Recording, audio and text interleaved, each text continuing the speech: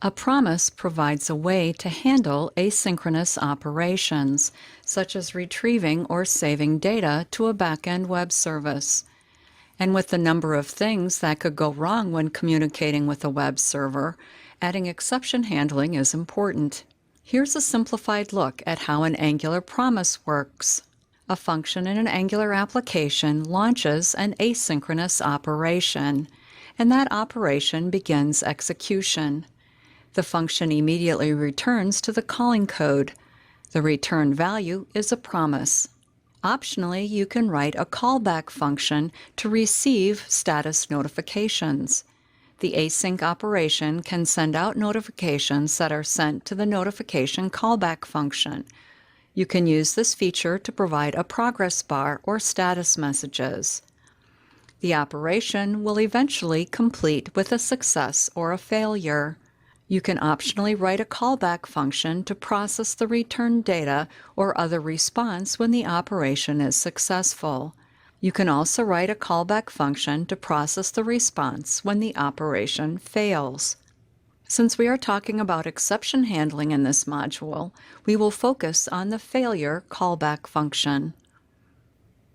An Angular promise provides a then function that is executed when the promise is completed, either with a resolve or a rejection. The then function takes 3 parameters. The first parameter is the success callback function. It is the function that executes if the operation completes successfully. The second parameter is the failure callback function. It is the function that executes if the operation completes with a failure. The third parameter is the function that executes when a notification is received. When working with promises, consider implementing the failure callback function. In this function, you could retry, you could notify the user of the problem, you could log the issue, you could navigate to an error page, or any other operation. What you do in this failure callback function will depend on the importance of the operation to the application and the application requirements. In the sample application, we are using promises to communicate asynchronously with the backend web service. We are using $resource, which we encapsulated in a factory service called product resource. This sample code is calling the query method of the $resource service to retrieve an array of products. The functions provided on $resource, such as get, query, and save, also allow definition of a success callback function and a failure callback function. Here is the same sample code, but with the callback functions defined. Here is the success callback function, and here is the failure callback function. We can use the failure callback to handle issues with the web service. Let's try this out in the sample application.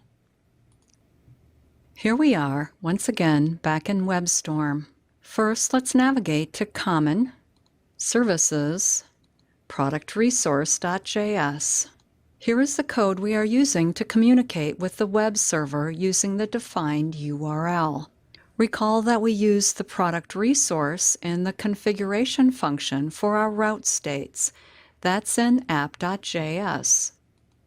Here's the last route state that we added for the charting. We use the product resource in the resolve feature of the navigation state to retrieve the data required for the page before navigating to the new page. This resolve calls the query method of product resource to retrieve an array of products. The product analytics controller then uses the resulting products variable to sort and filter the data for the charts. We can add a function for success here. It goes in as the first parameter to the query method. We don't need any code in this response, but you could add code here to perform data manipulation or logging. The important part is the failure function. Here is the failure function. It checks the status on the response. If the status is 404, not found, it displays an alert box. The alert not only displays a message, but it provides some additional details on the URL that's causing the problem. If the status is not a 404, it just displays an alert box with a status text. So there is our failure function. To try the exception handler, we'll have to do something to cause a 404 error. Let's remove the mocking service. If you recall, up here at the top, we're setting a dependency on the mocking service. Let's remove that. Since we don't have the required backend web service in place, the application will now generate an error when it attempts to get data. We'll then be able to see this error handling code in action. So let's look at the message one more time.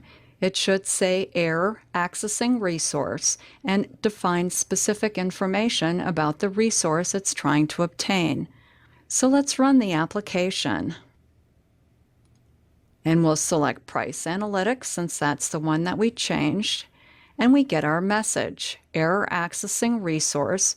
It defines the method we are using, which is a GET, and the URL, which is /API/products. That's the message from the alert box that we had added.